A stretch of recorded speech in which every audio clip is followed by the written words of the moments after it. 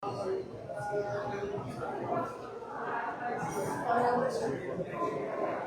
po ngayon ay live na sa Facebook page po ng ating booking at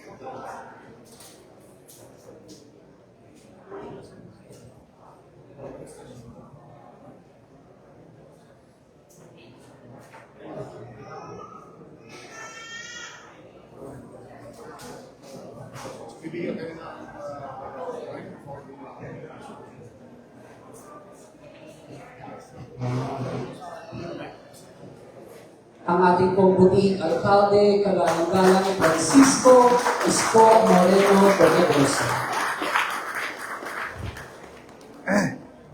Maupo kayo. Good morning. Pasensya na kayo. I think since last week kasi, I've been hearing a lot of our barangays are having trouble, having problems on the things that they were not informed, or maybe the things that they need to comply in the past have not been complied and not being done. Now you're paying the price of putting things in right order. Particularly, I found out that out of 896, only 30 liquidated in their expenditures, utilization of their barangay budget. That's very bad.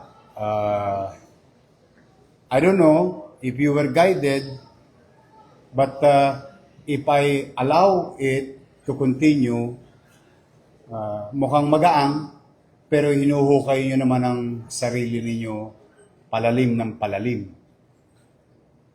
Kasi, wala, kayo maapektuhan talaga. One way or another, may kalaban din naman kayo, di ba? Baka mamaya, parang binigyan nyo pa ng dahilan yung kalaban ninyo sa mundo ng politika. So that's why,